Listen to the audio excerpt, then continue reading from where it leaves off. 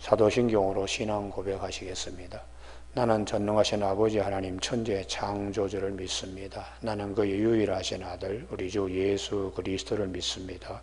그는 성령으로 잉태되어 동정녀 마리아에게서 나시고 본디오 빌라도에게 고난을 받아 십자가에 못 박혀 죽으시고 장사된 지 사흘 만에 죽은 자 가운데 다시 살아나셨으며 하늘에 오르시어 전능하신 아버지 하나님 우편에 앉아 계시다가 거기로부터 살아있는 자와 죽은 자를 심판하러 오십니다.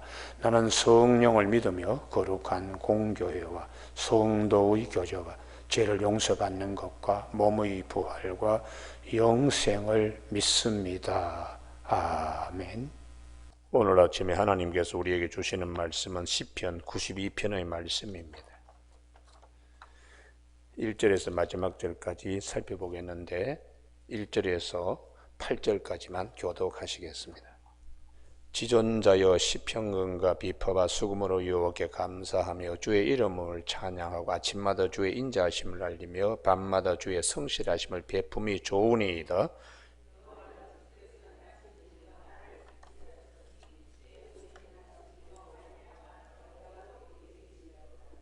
여호와여 주께서 행하신 일이 어찌 그리 큰지요 주의 생각이 매우 깊으시니이다.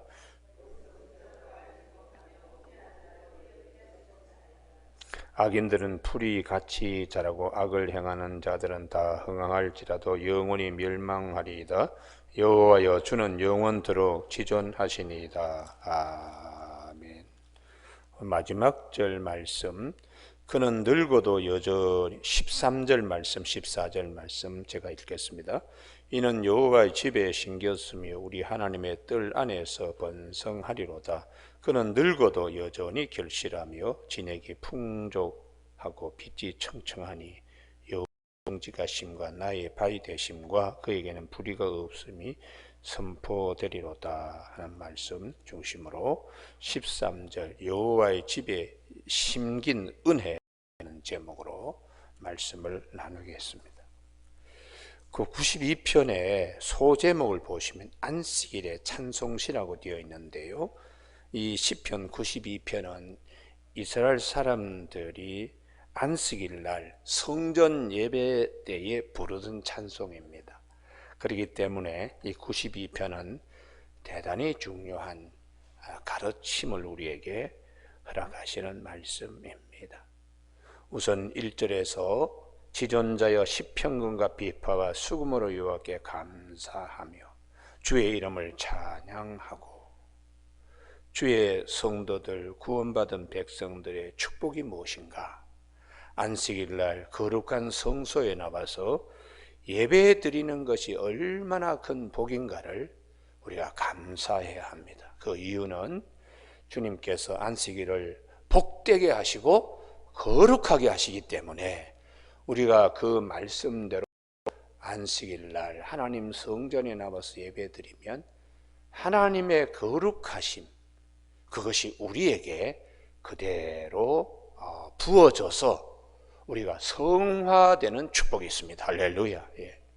그러니까 이것보다 더 큰 복은 없는 거죠.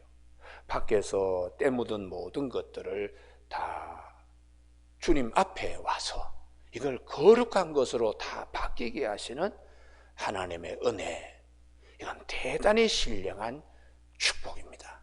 그래서 주님께서 우리에게 창세기 2장 3절에 하나님이 그 일곱째 날을 복되게 하사 거룩하게 하셨으니, 무엇이 복되게 되는 거냐?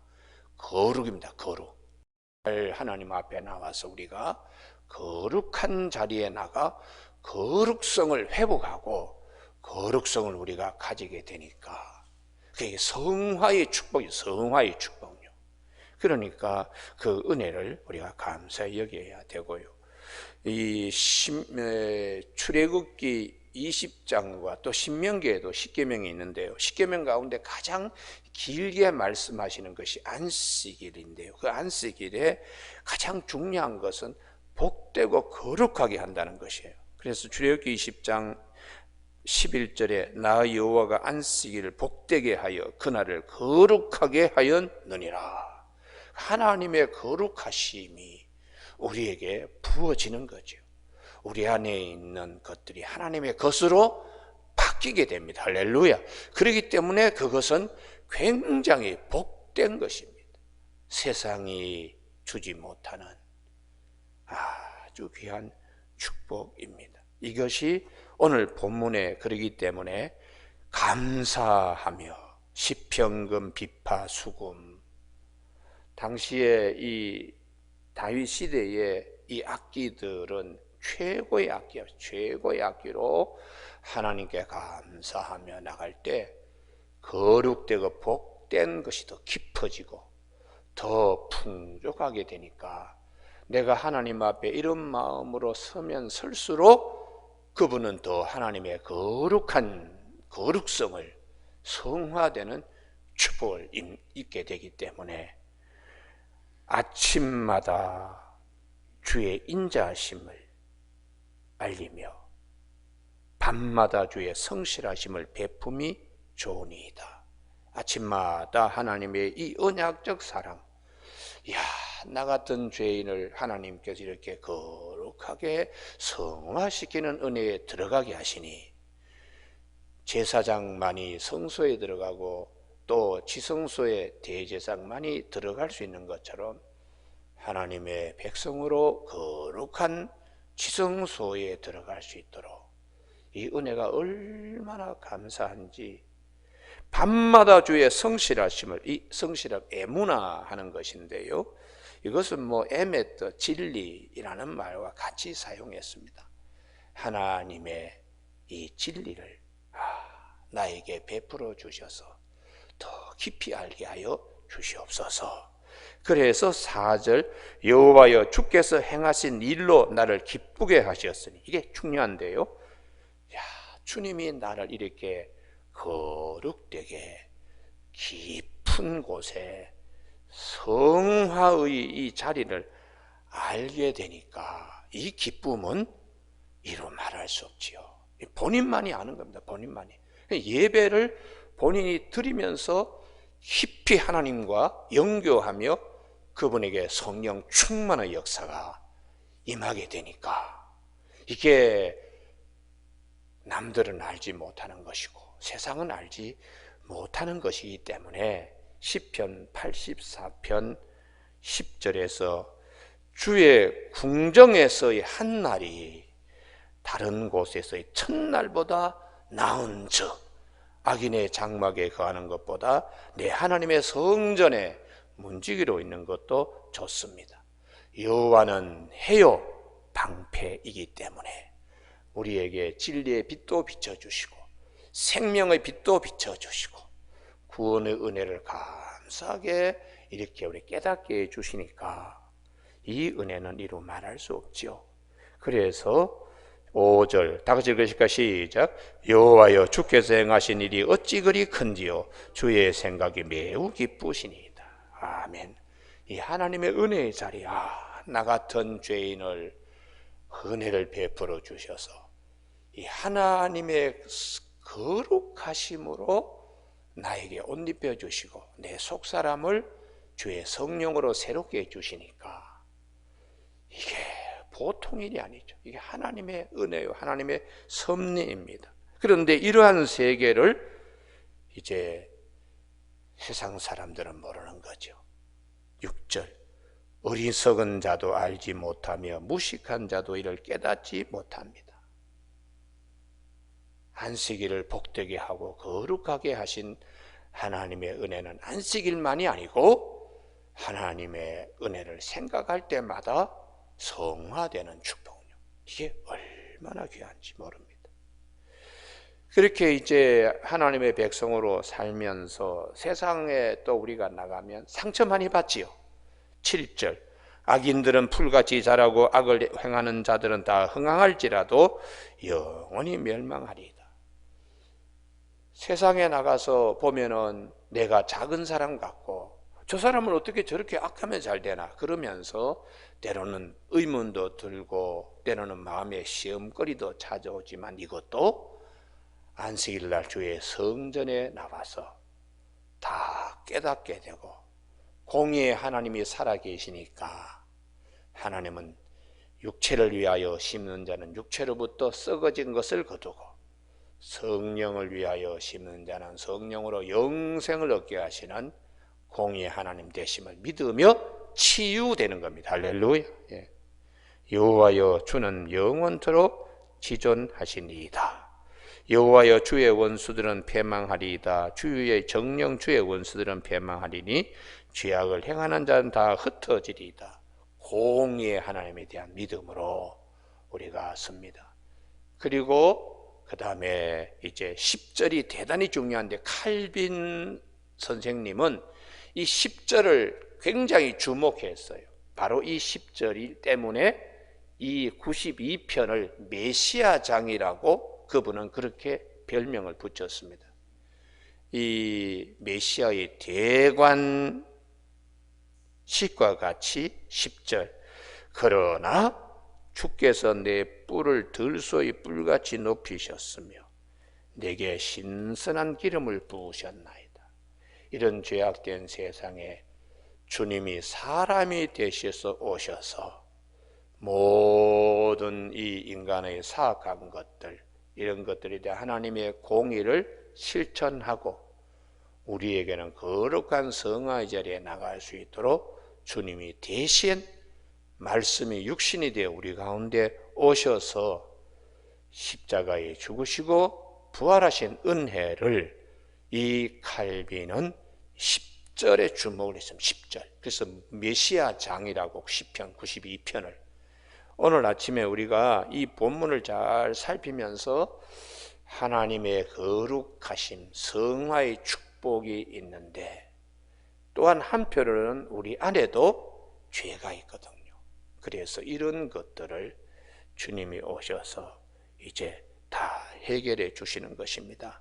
그래서 우리 로마서 3장 23절에 모든 사람이 다 죄를 범하였음에 하나님의 영광에 이르지 못하더니 그리스도 예수 안에 있는 속량으로 말미암아 하나님의 은혜로 값없이 의롭다 하심을 얻은 자 되는. 그리고 로마서 4장 25절에 예수님은 우리의 죄 때문에 내줌이 되고 또한 의롭다 하시기 위하여 살아나셨던 이 십자가와 부활요. 그래서 11절 내 원수들이 보응받는 것을 내 눈으로 보며 일어나 나를 치는 행악자들이 보응받는 것을 내 귀로 들었도다. 하나님의 공의는 살아있는데요, 이러한 모든 잘못들을 주님이 대신 지신 거예요. 그래서 이사야 53장 5절에서 그가 찔림은 우리의 허물 때문이요 그가 상함은 우리의 죄악 때문이라. 그가 징계를 받음으로 우리가 평안을 누리고 그가 채찍에 맞음으로 우리가 나음을 입었도다. 우리는 다 그릇 행하여 우리는 다 양 같아서 각기 제 길로 갔거늘 우리 무리의 죄를 하나님은 그에게 담당시키셨다고 그렇게 말씀하고 있습니다. 그러므로 우리가 12절, 13절, 14절, 15절의 이 축복은 예수 그리스도를 통해서 우리가 누리는 축복입니다. 의인은 종려나무같이 번성하며 레바논의 백향목같이 성장하리로다. 이런 축복을 누가 오셔서 우리로 하여금 누리게 하시나? 아무도 의인이 될 수 없어요. 의인은 없나니 하나도 없음에도 불구하고 이런 이제 의롭게 되는 이 축복은 우리 주님 때문에 우리가 누리는 것이죠. 그래서 칼빈 선생님은 시편 92편을 메시아장이라고 그렇게 말씀하시고, 참 안식은 예수님이 오셔서 참 안식이 이루어집니다. 구약에 있어서의 십계명의 안식일은 예수님이 오셔서 참 안식이 되게 하셨어요. 왜냐 그러면 죽음을 이기지 못하고는 참 안식이 없습니다. 그렇기 때문에 예수님이 오셔서 사망 권세를 이기시고 우리에게 부활의 이 언약을 주셨기 때문에 나는 부활이요 생명이니 나를 믿는 자는 죽어도 살겠고 무릇 살아서 나를 믿어 영원히 죽지 아니하리라. 이것을 내가 믿느냐 할 때에 아멘 할렐루야 하고 이 부활에 대한 참여, 부활에 대한 이 은혜, 이것을 우리에게 주심으로 참 안식이 우리에게 있게 되는 것이죠. 여러분, 그래서 이렇게 13절 여호와의 집에 심겼으며 우리 하나님의 뜰에서 번성하리로다. 늘 성전 중심으로 이렇게 믿음 생활 이렇게 하면 나중에 연분연, 세상은 나이가 들어갈 때에 쓸쓸하고 허무하다고 합니다만 하나님의 이 거룩한 자리에 믿음과 신앙이 자라면 노년이 더 행복합니다. 할렐루야. 그래서 14절 같이 읽습니다. 시작. 그는 늙어도 여전히 결실하며 진액이 풍족하고 빛이 청청하니. 할렐루야. 이게 얼마나 큰 축복인지 몰라. 다 노년에 쓸쓸하다 뭐 이러는데 우리에게는 노년의 기쁨과 더 큰 은혜의 자리에 나가기 때문에 잠언에서 16장 31절에 노인의 백발은 영화의 면류관이라는 말씀으로 하고 있습니다. 백발은 영화의 면류관이라. 잠언 16장 31절. 공의로운 길에서 얻으리라.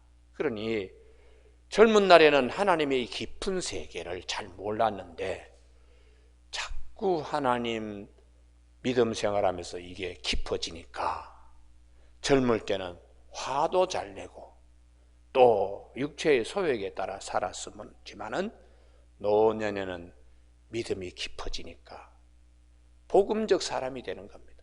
그래서 로마서 1장 17절에서 말씀하시기를 복음에는 하나님의 의가 나타나서 믿음에서 믿음에 이르게 된다고.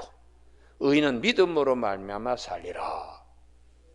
그래서 우리가 이 잠언 20장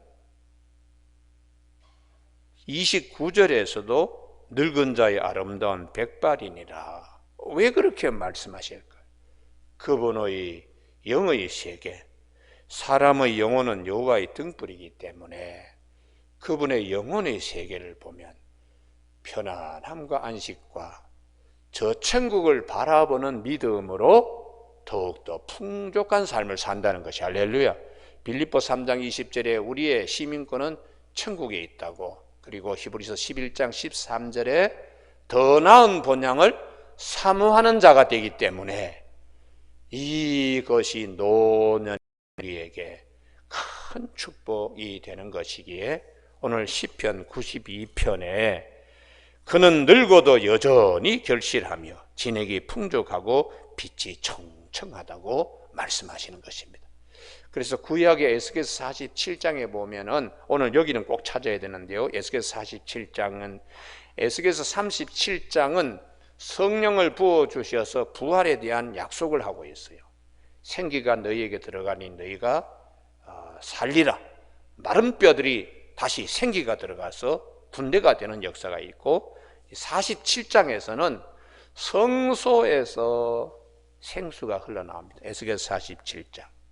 그래서 믿음에서 믿음에 이르도록 일천척을 측량하여 발목이 오르게까지 하신 하나님의 은혜가 더 밀어 넣어서 무릎에 오기까지, 그리고 허리에 오기까지, 온몸에 이르기까지.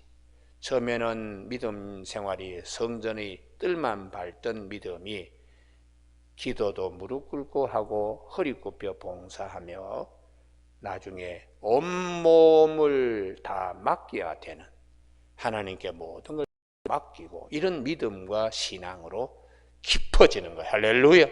그래서 나중에는 어떤 축복이 있는가? 에스겔서 47장 12절입니다.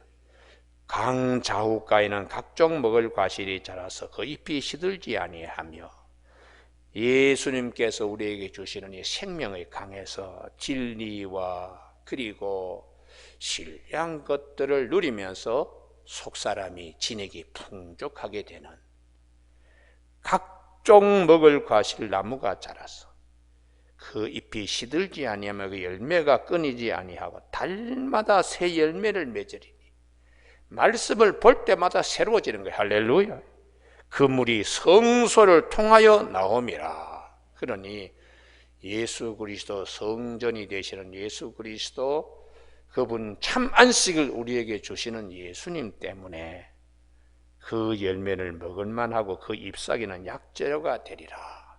그 노년에 우리에게 주시는 하나님의 은혜가 노인의 백발은 영화의 면류관이라 하는 말씀이, 이게 무슨 말씀인가를 잘 알 수가 있습니다. 그래서 우리가 오늘 아침에 꼭 기억할 것은 성화의 축복, 거룩되게 하시는, 복되게 하시는 이 하나님의 은혜를 꼭 기억하는 아침 되시길 바랍니다.